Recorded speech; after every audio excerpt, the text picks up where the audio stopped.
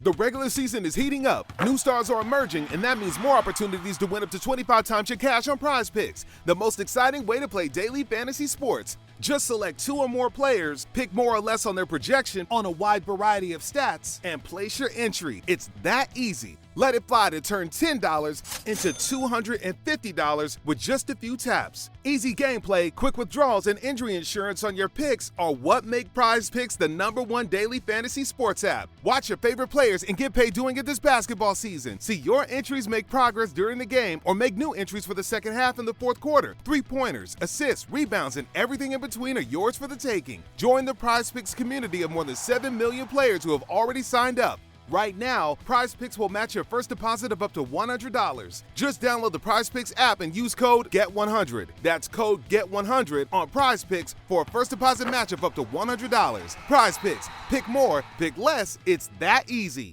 Hi guys, quick one before we get into the episode. This episode is sponsored by Zencastr, which is the production suite that I've used from the very beginning of this podcast. And if you're interested in starting your own podcast, hang around at the end of the episode for our 30% discount referral code. Thanks. So our podcast is called Right and Wrong. Are these your notes? These Are your notes about what we're going to say? Anything Nailed it. is the short answer. So how many novels did you not finish? Oh my God, so many. It was perfect. What's she talking about? This is nonsense. Ooh, a spicy question. I love it. This is it, guys. The big secret to getting published is you have to write a good book. You heard it here first. Hello and welcome back to the Right and Wrong podcast. Today, I'm joined by another literary agent from the Darley Anderson agency. It's the lovely Lydia Silver. Hi, Lydia. Hi, it's lovely to be here. Yeah, welcome to the show. It's really great to have you. Let's start by saying I spoke to your colleague recently, Chloe Davis. So I know that September is a busy time for agents, as that's what she said. And It is. And then I was thinking, is there ever not a busy time for literary agents? I mean, I suppose Christmas. Well, yeah. Publishing kind of shuts down from December, and I wouldn't be sending anything out. But having said that, last year I spent the whole of December getting a manuscript ready to go out on submission in January. Oh. So maybe it wasn't quite as quiet as I thought. And the other time that everyone says is more quiet is the summer. But again, I've actually sold a couple of things this summer, so I can't guarantee that that's the case either. So I don't think there's any really downtime. It's that sort of thing where there's always something nagging at you, like, oh, I should be reading this, or I should be considering this. If you're not reading, you feel a little bit guilty about it, but you kind of balance your own time though, so it all works out. Yeah, and it's one of those jobs that doesn't really stay within the set times of the premise. Like all throughout the year, you're always receiving submissions, so like that never slows or stops. Yeah, it's very much, it's a job that kind of can expand to fill whatever time you allow it. Yeah. And you get submissions whenever. And we don't shut to submissions. I think some agencies do. But we stay open because it's more kind of, if we have the time, we'll go and read them. And also, I can't stand the thought of missing out on something great that didn't get sent to me. So I have it open anyway. But it very much is that we kind of look at our own time, try and work it out that way. And if I'm really slammed for a few weeks, my submissions will just have to wait. It's sort of that sort of calculations. Yeah, and I think anyone who's sort of looked under the hood a little bit understands that that will always be the way for, you know, the other agents I've spoken to. The priority is always with your pre-existing clients. They have to come first. Yeah, I mean, they're the people that we actually have an ongoing relationship, the people we have a duty for. I feel really protective of them and I really care about their careers, and I never want them to feel like they're not a priority. They are completely our priority. I love discovering new books. It's one of the most exciting things, but I wouldn't be a good agent if I wasn't putting my existing clients first. Yeah, of course. And from a writer's perspective, why would they want you to be an agent if you weren't putting, you know, your clients first? Yeah, if you want to be someone's client, you want to be the priority, and you would be. Yeah. So let's dial it back a bit before we get into the nitty gritty and the details. Where did you get your start in publishing? It was a slightly weird route. So I don't think I knew that publishing even really existed beyond the fact that books lived on shelves until the end of uni. And everyone that I lived with and all of my friends were applying for grad courses and had careers planned out. And I just panicked, thought about what I actually liked and what I was good at. And it wasn't a very long list, but books came quite high up on that. So I emailed a few people just out of the blue, had a couple of conversations with people, and was lucky enough to get a couple of weeks of work experience at Random House. Turns out it was very weird timing because it was when it was merging to Penguin.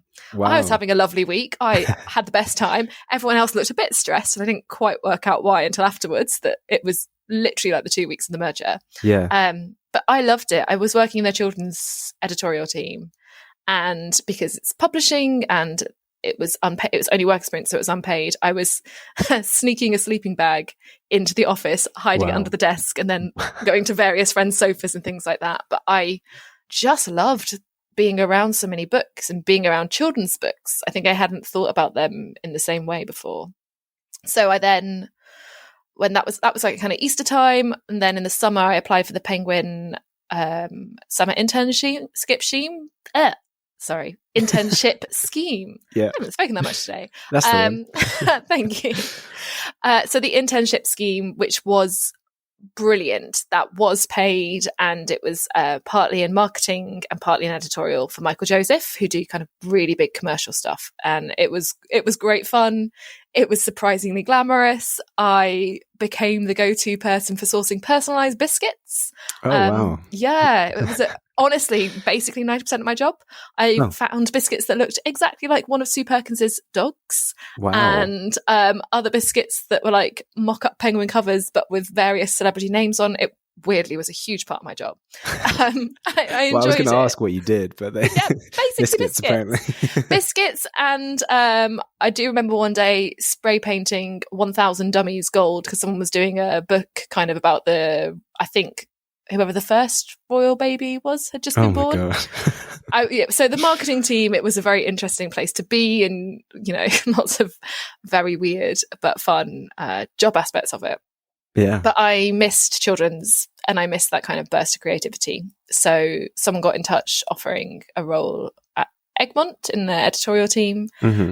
And when I interviewed for it, I was shocked to find that I got it. And I think, again, it was honestly down to, I worked in some very weird eco theme park during the summers at uni, and one of the editors had been there. And I honestly think that's what got me the job. We just talked about that, didn't talk about books or any of my actual skills. Well, there you go. I loved it there. It was great. And I did a bit of commissioning. I actually only ever really commissioned one book, which was The Poet X. And I loved that experience. I loved working really closely with authors, and realised that actually what I was good at was that early commissioning part. Like I put together a whole pitch about like exactly who would buy this book and what music they were listening to and what films they were watching and all sorts of things. And it's that sort of thing I really enjoyed. And I realised that kind of agenting maybe is a better fit. That's a bigger part of the job there. So and then I was lucky enough that Claire Wallace asked me to cover her maternity leave. And then I just stayed. And I never left. Never left. So they were like, would you theoretically like to say? I was, yes, please, I'm never leaving. Just kind of force myself in there. Was it a hard transition going from working for a publisher and editorial to becoming an agent? Yes. Well, yes and no. I was really lucky in that I had a whole list to cover. I didn't have to build my list from scratch at the start. Oh, okay.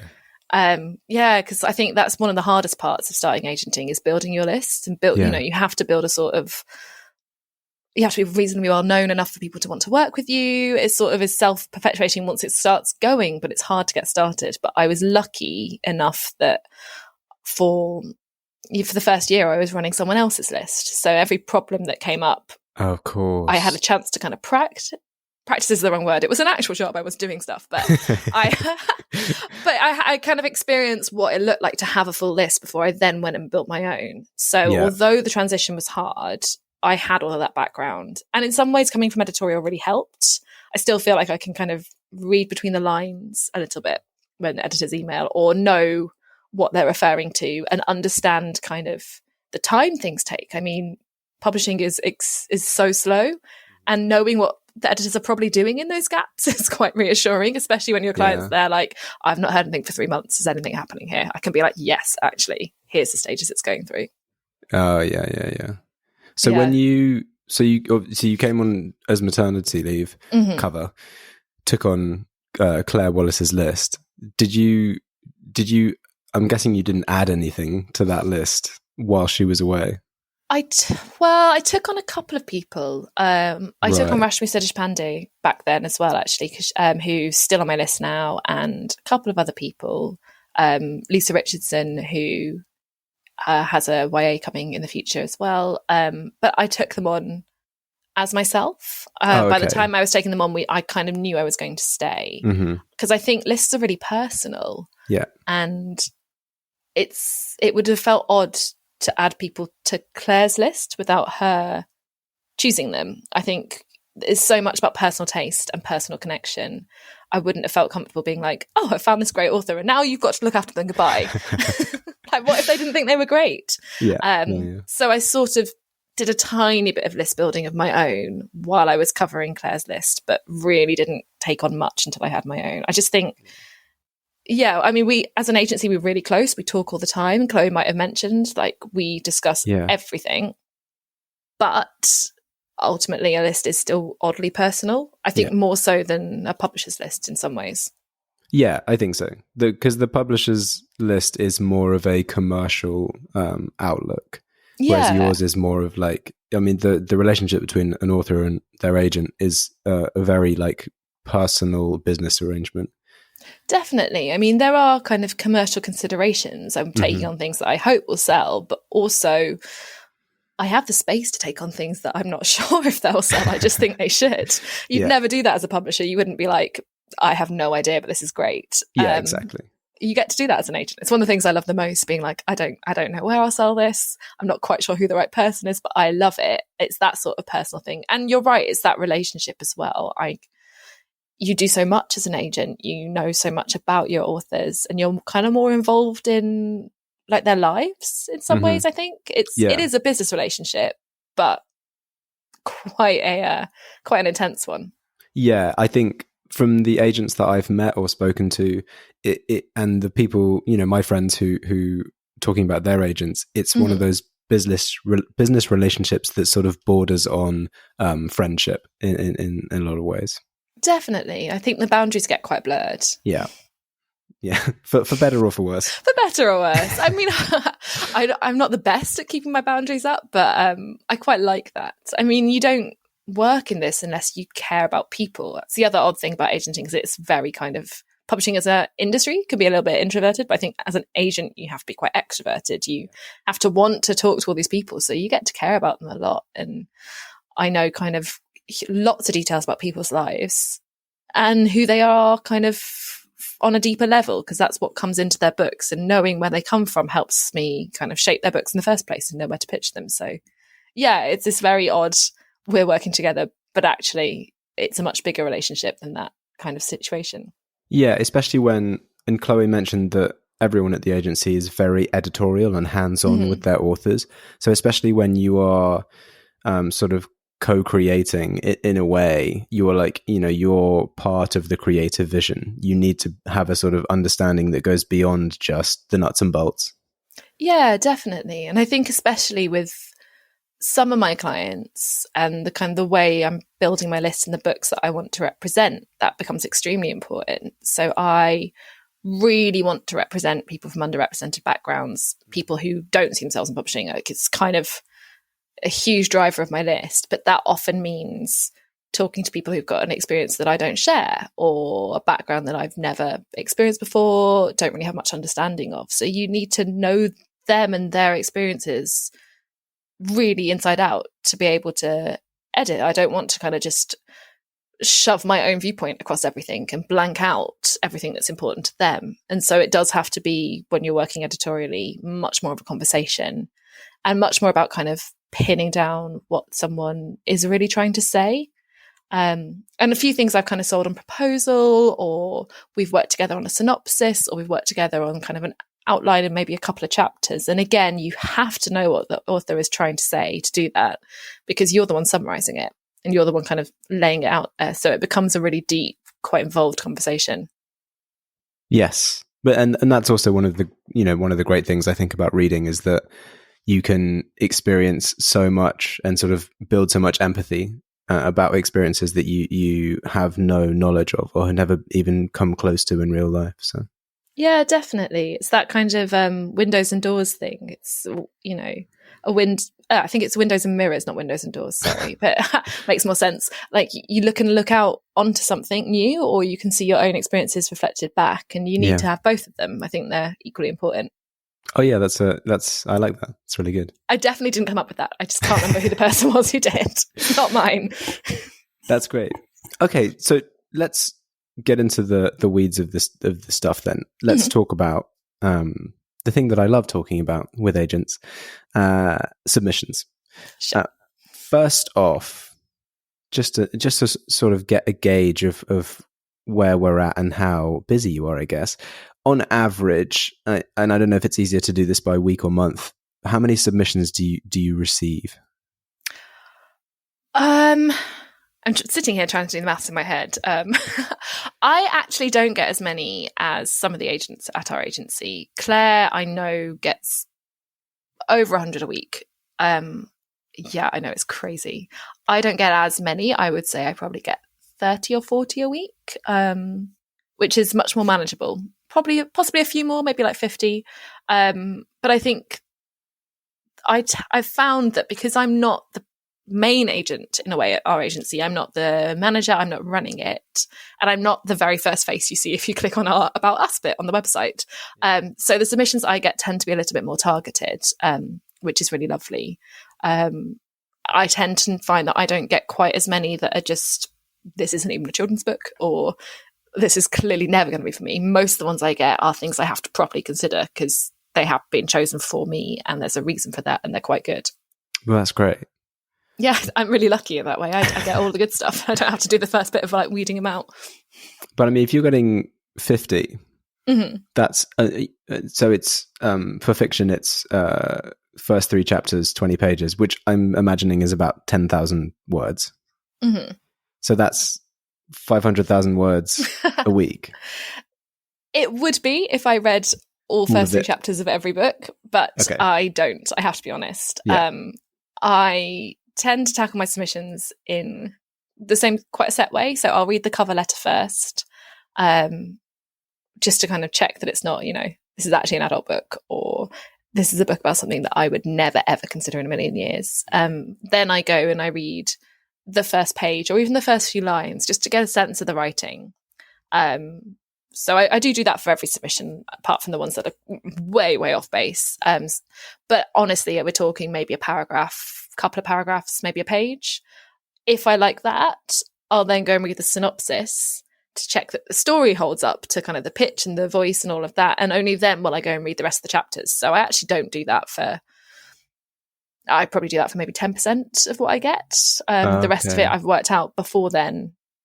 Actually, this probably isn't quite right for me. I think quite quickly. I think it gets quite instinctive after a while. Yeah. Whether someone's got a voice that you love or whether you're like, I just can't quite get on board with it.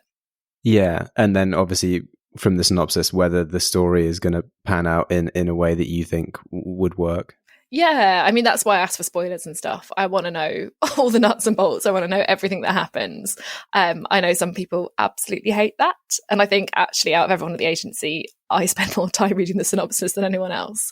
But I find them so helpful. I love knowing where the plot is taking me because you don't get a lot of context, even from a cover letter. It's less context than a book. So you don't have the actual book cover. You don't have where it sits in the bookshop. You don't have the quotes, you don't have the blurb, you don't have all the kind of visual clues that when you pick up a book you get. So I actually find the synopsis really useful just for grounding, not only for the storytelling, but for grounding me within the genre and the area of the market and all of that. I really rely on it. I love them. Okay. Do you look for those kinds of things, in an ideal cover letter? Would there be those kinds of things laid out there? Is that something you like to see? Yeah, I find it really helpful. I mean, it's your kind of your only clue into it. So yeah, an ideal cover letter, I'd love one that had like a couple of really good comparison titles, really clear, this is exactly what the pitch is and all of that. But I also know that that's a big ask, and I love pitching. It's one of the things I think I'm probably best at out of my job. I adore it. But not every good writer is a good pitcher. They're not necessarily the same thing. So I do cut people a bit of slack, and that's why I spend so much time on the synopsis as well. But yeah, ideally, yeah, I'd love it all just like in the cover letter to start with. That would make my life so much easier. Yeah, that's the thing that I hear a lot, is that you can really help your submission by doing some sort of your own market research and really finding how this would fit, because agents will be able to get on board with it a lot quicker if you lay that out for them. Definitely. And I mean, I think people get quite hung up on the idea of comparison titles, and they look for books that are exactly the same or 99% the same. But I literally, when I'm submitting, I use lines like "for fans of," or "this would sit on a shelf alongside." And then you can kind of widen it out. It's much more about positioning it literally within a bookshop than for saying this is exactly like this book. But it's so helpful when someone does that. Okay. So when you are getting stuck into submissions, is it the sort of thing that you set time aside to do and just do loads at once, or do you dip in and out? It's a bit of both. When they very first come in, I skim them just to see, is this something that I should be jumping on? And occasionally something in that will just stand out so much that I'm like, I'm going to put everything else I'm doing aside today. I'm going to make a lot of people very annoyed at me, and I'm going to just read this submission. But most of the time, I will file it to look at in more detail later, because I think I need a certain amount in uninterrupted time to consider them properly. And it sounds really stupid, but I do think you have to be in a certain mindset to consider them. I have to feel kind of awake and engaged and creative. And so that doesn't happen every day, especially if I know that I've also got 20 emails from pissed off editors and worried authors and things like that. So I do tend to do it in bulk, but I always have a very quick look just in case to start with. So that cursory glance that you were talking about, where you kind of look over the cover letter, you read maybe a paragraph or so and then jump to the synopsis, that's your sort of first glance. Oh no, that's more in depth. My first glance is literally like, I know, my first glance is skim read the cover letter. Okay. Just to be like, I occasionally have I have a couple of things that I specifically am looking for, and if it hits that exactly, or if it's someone that I've actually kind of realised, I've been in conversation with them before, then I'll jump on it. So for example, I recently sold a book called Cosmo Unfortunate Steals a Star, and I'd seen an early version of it as part of a mentorship program. So when that came in, I skimmed the cover letter, as I always do, while filing it, realised it was that, and then did nothing else all day and just read it. But mostly it's a very, very quick skim, and then I go back and read it properly, read the opening lines, read the synopsis, probably go back again. That's a much more kind of in-depth way of looking at it for me. Okay, right. And when you're looking at something, are there any red flags, whether in the cover letter, the synopsis, or the manuscript itself, that give you pause about a submission? I don't think there's anything that's a complete red flag. I would never ever, you put this in, I bin it set up. Other than obviously something you don't represent. Something I literally don't represent. Yeah. But even then you'd probably get a reply, just me being like, yeah, I don't actually represent this. Yeah. I suppose things that would make me pause. In the cover letter, I find it really worrying when people say, there is nothing good in this area out there, which is why I've written this book. Or, often it can be quite reductive. All YA is just about girls waiting to be rescued and vampires. So I've written something else. That just shows that you're, A, not very engaged with the market, but also possibly not going to be the easiest person to work with. So that would always make me pause. I think synopsis is nothing in them, unless it's like, oh my God, this has gone so off the rails, I don't know what on earth is going on. But synopsis is hard. I cut people a lot of slack with synopses. I think that's fine.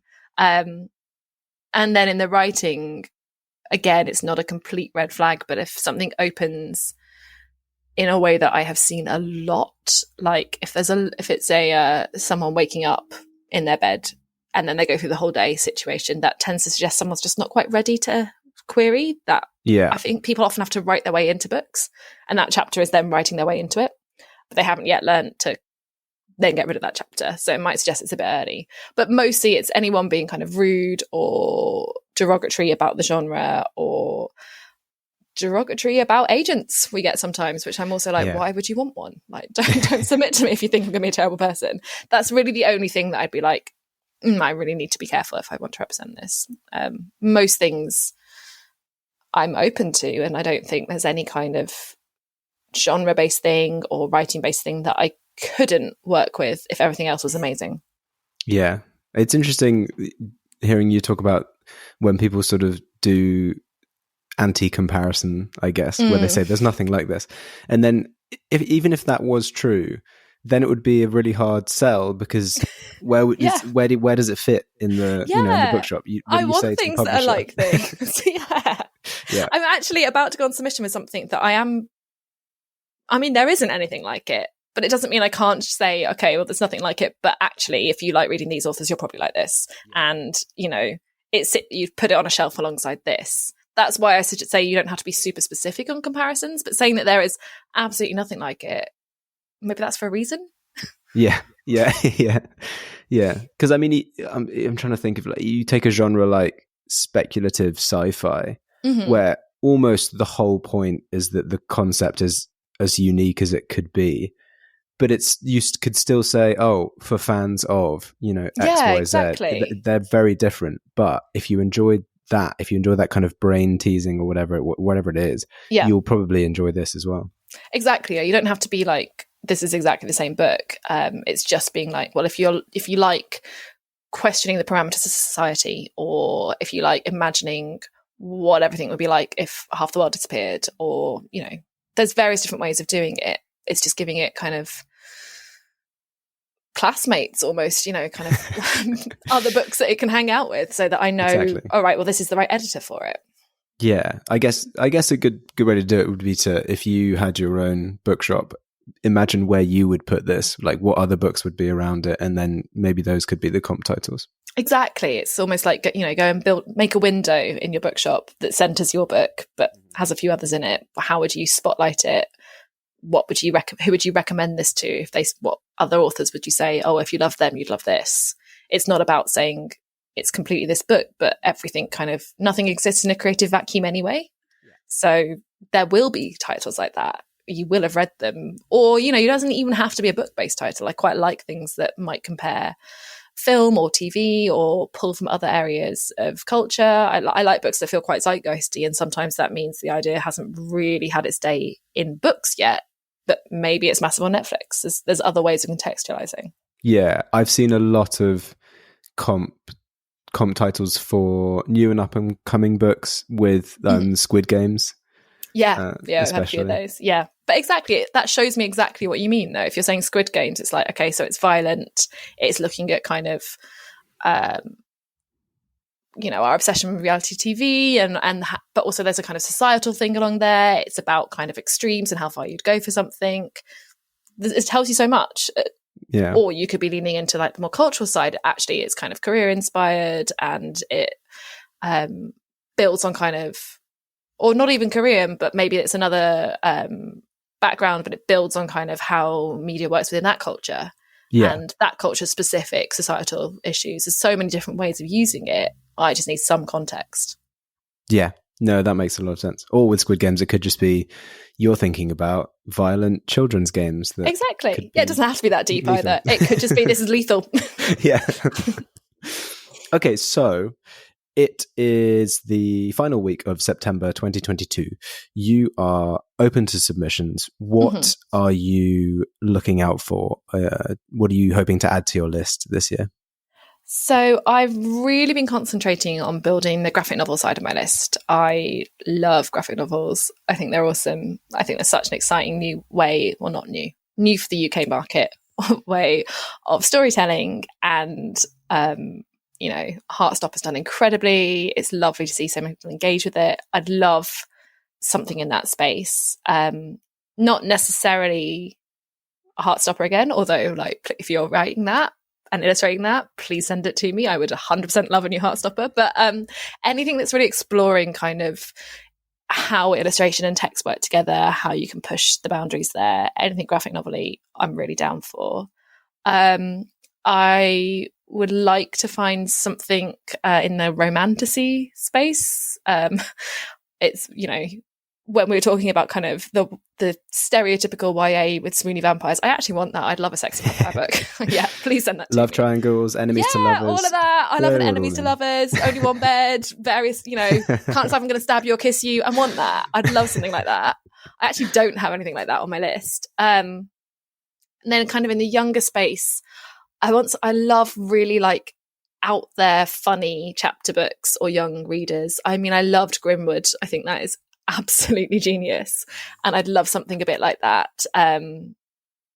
Just something that feels very kind of fresh and funny and silly, but like has a bit of an edge to it. I grew up reading all of the series of unfortunate events and that sort of thing, and I think that sort of humor totally still engages kids all over the place. I'd love something like that. I'd love to find in middle grade, I'd really like to find another kind of big cinematic adventure. That's the sort of books I always love reading, but I'd also love to find something that has kind of more queer characters in middle grade. I think there's a lot in YA now. It's really opened up in terms of inclusivity, but not tons in the middle grade space. You know, there are a few books about kind of starting to realize your identity as someone who's LGBTQA, but there's not tons where that's just part of it. Yeah. I'd like to find more like that. But also, I mean, I'm really open. I haven't got my next big thing. I like being kind of taken by surprise by things. I don't think anything that I've sold this year or that's been a big success to me is something that I thought I was looking for. They've just kind of really hit the spot. I mean, I'm always looking for an interesting voice. We're a very commercial agency, so I like things that feel like they could be big and commercial. You know, I don't think commercial is a dirty word. I really like it. I love books that could be on supermarket shelves, that sort of thing. Yeah. And you know, I am looking to raise voices who've been previously marginalised. So again, that's something I really want to focus on. But I don't know, it's a really wide list. That's probably not actually that helpful. I think that was great because you've got enough specifics in there, but then also open to most things. And I mean, basically send me every book if you think it's good. Send everything. Literally everything. Children's books only, but everything. Awesome. No, I think that's going to be very helpful, especially to people who are on the hunt for an agent to add to their list of agents to submit to. Okay. And before we get onto the final question, have to ask, have you ever wanted to write yourself? As a kid, definitely. My house was full of like little notebooks where I'd created books or, you know, pulled all the pages out and stuck them back together differently and created a little book. And I used to, they were great. Although my sister was more of an illustrator, so hers always looked better than me. I was really upset by it. And I used to get like overly involved in homework and write really long. You know, we had to write a story and mine would be like 20 pages. And I now feel extremely sorry for the teachers. Less so now that I work in publishing. I think, you know, I know how hard it is and I know what I'm good at, and I'm a good editor, but I don't know where you get the ideas from. I did in lockdown, I tried to write something and I wrote 4 chapters and it was just people walking into rooms. I couldn't somehow write the scene. They just like arrived at the scenes. It was so ridiculous. I think that maybe kind of made a bit of a marker that possibly writing isn't for me. I'm much more of an editor. Sure. Much better in the background. Yeah. Okay, that's fair enough. To be honest, I'm pretty sure I've watched movies and television where it's just people walking into rooms. And there were great scenes of people walking into rooms, but nothing happened in them. I realised I couldn't write a conversation, right. So they'd like walk into the room and then I'd be like, okay, next scene. It's not the West Wing style, like power conversation as they walk through the corridors. No, it is people just walking through the corridors in silence. Okay, amazing. Well, that brings us to the final question, which, as always, is: if you were stranded on a desert island, which book would you take with you? So the smart ass part of me wants to say a desert island survival guide or any sort of self-help manual. But that's clearly not the answer that these questions are actually for. It can be, if that's, what you want to put out there into the world. No, I mean, I think really the real answer is Charmed Life by Diana Wynne Jones. I loved that book so much when I was a kid. So much so that I stole it from our school library, and then we moved away and I never gave it back. And I felt guilty about it for years, but like in a kind of proud of myself way as well. I was just like, I don't care. I love this so much, I can't possibly not have it. No one else will love it as much as me, so it doesn't matter. It's kind of the way I thought. But I just think I could read that over and over and still love it.